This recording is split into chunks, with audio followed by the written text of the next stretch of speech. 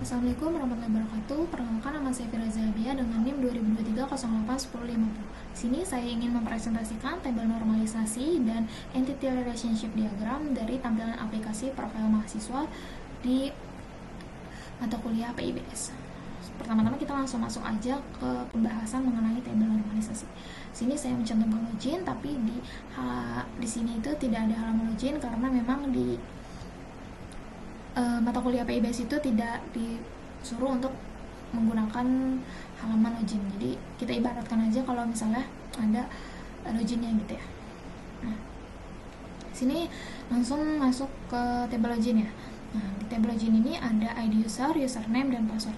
ID user ini di sini sebagai primary key. Kenapa? Karena dia merupakan identitas unik bagi setiap pengguna atau mahasiswa nantinya yang melakukan login. Nah, ID user ini juga tidak boleh kosong karena untuk memastikan setiap pengguna itu dapat diidentifikasi tanpa suatu kebingungan apapun. Nah, untuk username itu diisi dengan nama mahasiswa dan password diisi dengan kata sandi untuk mengautentikasi pengguna nantinya.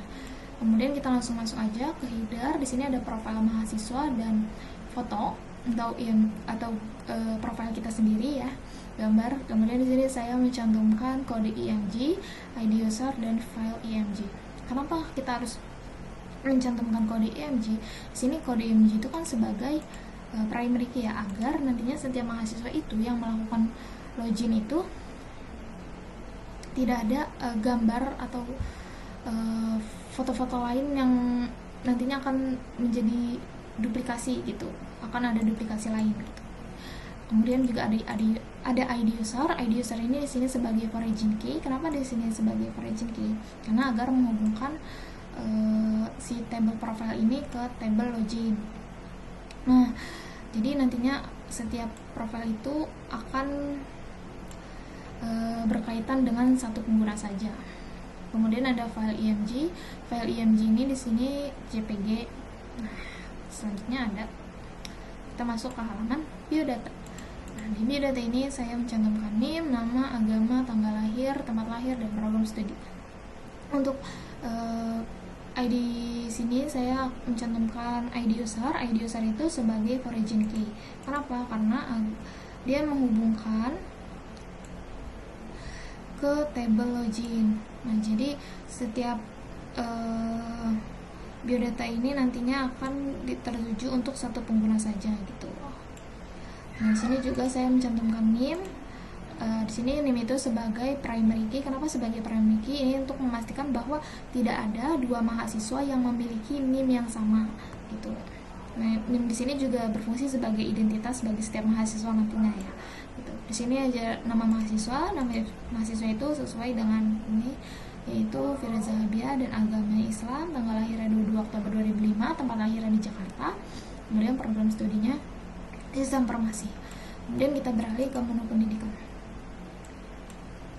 Untuk di menu pendidikan ini ada ID pendidikan, ada NIM, ada jenjang, ada tempat pendidikan, ada periode. Nah, ID pendidikan ini di sini sebagai primary key. Kenapa di sini sebagai primary key? Karena dia juga merupakan identitas yang bisa nantinya ketika kita setiap mengganti pendidikan itu akan terupdate gitu loh ibaratnya. Nah, di sini ada NIM, di sini NIM sebagai origin key untuk menghubungkan ke si table biodata ini gitu. Ada NIM, terus ada jenjang di sini ada SD, SMP, SMA, S1. Terus untuk tempat pendidikan ada Madrasah Al-Ihsan, ada SMP Islam Paradisa, SMA Muhammadiyah Ciputat, dan Universitas Pembangunan Jaya sesuai yang kita cantumkan di sini.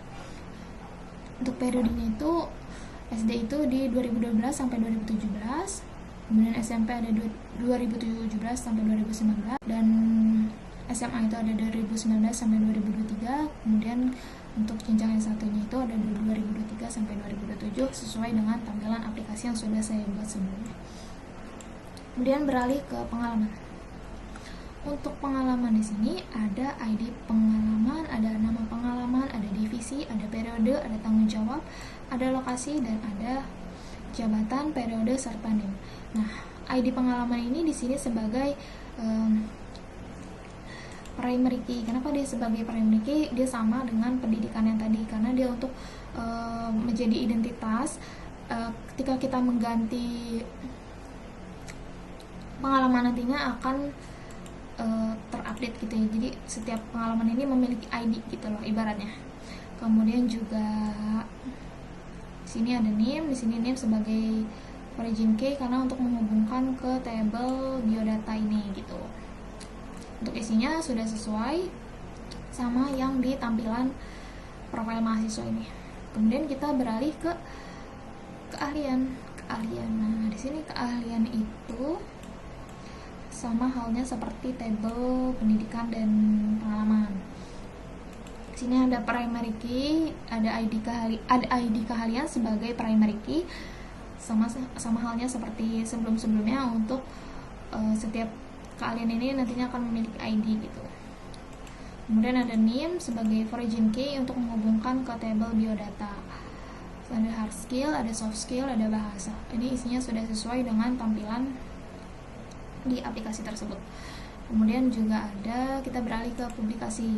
Untuk publikasi ini sama juga, ada ID publikasi, ada name dan judul publikasi. ID publikasi ini sebagai primary key karena untuk agar nantinya setiap kita memasukkan publikasi baru itu memiliki ID gitu. Kemudian juga di sini ada origin key name-nya karena untuk menghubungkan ke table biodata. Nah, di sini ada hobi. Nah, hobi ini kita taruh di sini. Nah, hobi itu ada ID hobi, ada name, ada hobi. Untuk ID hobi ini di sini sebagai primary key juga sama karena nantinya setiap hobi itu memiliki ID yang berbeda. Kemudian juga ada name di sini sebagai origin key untuk menghubungkan ke table biodata. Nah, di sini di bagian footer kita masuk ke bagian footer.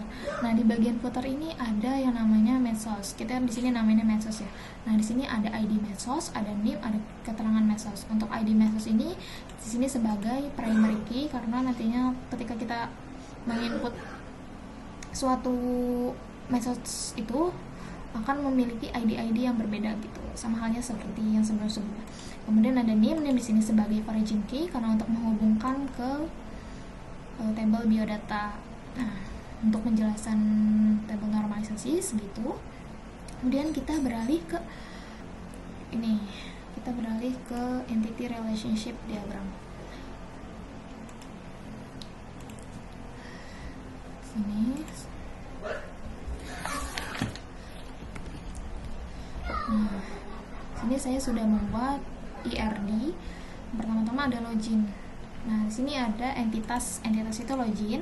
Nah, ada atribut ada ID user, username, dan password sesuai dengan tabel normalisasi yang sudah saya buat sebelumnya. Kemudian juga disambungkan dengan relasi menampilkan. Jadi nantinya itu ibaratnya nanti setiap login ini nanti langsung ditampilkan dengan biodata. Nah, di biodata ini ada atribut name, nama mahasiswa, agama, tanggal lahir, tempat lahir, program studi, dan ID user.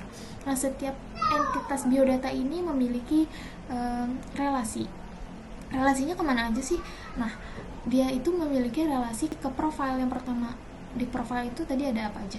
Ada ID IMG, ada ID user, ada kode IMG, ada ID user, dan file IMG. Dan dia juga memiliki pendidikan. Di pendidikan ini ada ID pendidikan, ada name, ada jenjang, ada tempat pendidikan, dan periode.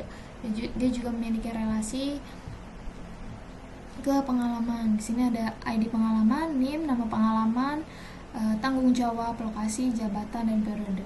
Kemudian juga memiliki relasi ke keahlian. Keahlian ini di sini ada atributnya, yaitu ID keahlian, name, hard skill, soft skill, dan bahasa. Nah, ada juga publikasi. Memiliki relasi ke publikasi. Di sini ada atributnya, ID publikasi, name, judul publikasi. Kemudian juga dia memiliki relasi ke hobi, ada ID hobi, name hobi.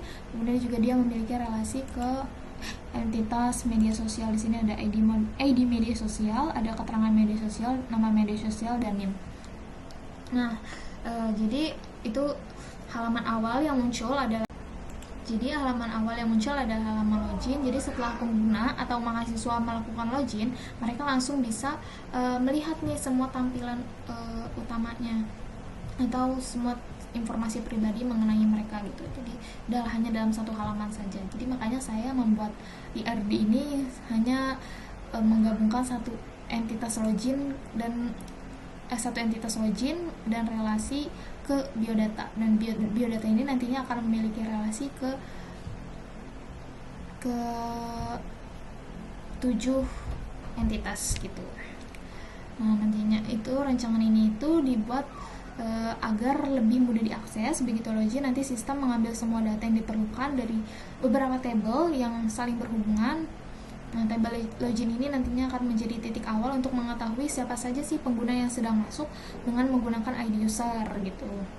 Kemudian juga ini untuk mencari informasi pengguna di tabel lain seperti profile dan biodata. Jadi kesimpulannya itu, IRD ini membantu menunjukkan bagaimana tabel-tabel tersebut terhubung. Misalnya ketika pengguna login, sistem akan menggunakan ID user dari tabel login untuk menemukan informasi di tabel profile dan biodata. Nah, dengan cara ini semua informasi dapat ditampilkan secara bersamaan antara profile atau header, biodata, media sosial, dan halaman-halaman lainnya. Mungkin segitu aja presentasi dari saya. Kurang lebihnya mohon maaf. Wassalamualaikum warahmatullahi wabarakatuh.